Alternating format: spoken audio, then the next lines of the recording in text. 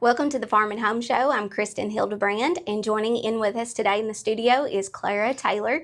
She is the Area Urban Horticulture Extension Agent for Kentucky State University. And I know we talked a little bit yesterday specifically about these houseplants, how they come from the African violet family.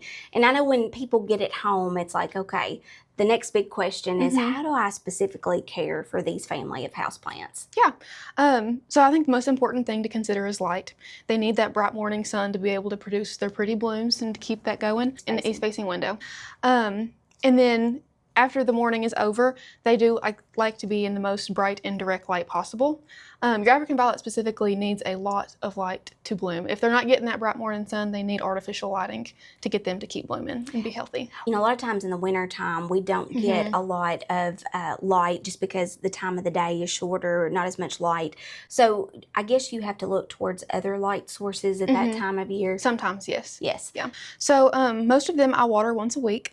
It really just depends on how much they're really producing and how much water they're using up. Like for instance, this one I have to water most of the time about 2 times a week, just because it's really in production mode. You know, it's drinking up a lot of water. It is important to consider one of your main characteristics with the African violet family are those fuzzy leaves. Okay, so your African violet, false African violet, and your streptocarpus, they're all going to have those really fuzzy leaves, and it is really important not to get water on those, specifically cold water. I don't know why that's important, but they will create like brown, crispy leaf spots, and that looks really unattractive. You know, and it also can really hurt your plant. So I guess you need to look for more temperature or kind of lukewarm type water. I guess more bring it up to room temperature.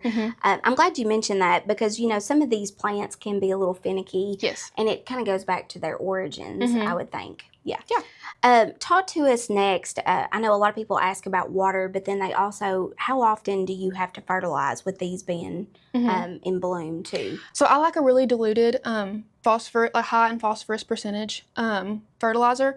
So I fertilize just about once every 2 weeks or once every other water. It really just depends. I do like to give them that break of like once every other so that they can wash that fertilizer out and it's not building up anything, you know, in there that's going to hurt them. Right.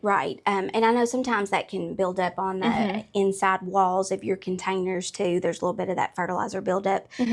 One of the things, do you fertilize during the winter months of the year? I do not. Okay. I do not. The second they stop blooming, I pretty much take that as that they're done, you know, and I wait until... Need a little bit of a waiting period. Sometimes those winter months can be really difficult, and so I was just curious if there's any difference with this particular family.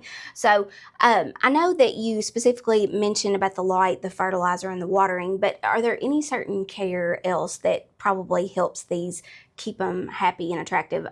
Do you have to brush off any dust on the leaves at all? Not really. I do have to cut back once the flowers are done, once they're spent. I cut back these little stems to promote more blooms. I also, to avoid, you know, getting water on the leaves, I will either bottom water or move all of those leaves to the side and water them that way. And then I like to water them from the top still because then you keep that fertilizer out, you know, that it's not building up or anything. So Clara, show us how you deadhead. Yeah, so starting here, like this is, I don't know if you can really see it all that well, but the flowers have fallen off of this stem, and it is really important to take your scissors, and they're sharp and sterile, and take it all the way to the base, and be sure not to clip any other of the pretty stems as you're doing it. Okay. I tend to do that a lot on accident. Right. But once they turn, I like to catch them before they turn brown.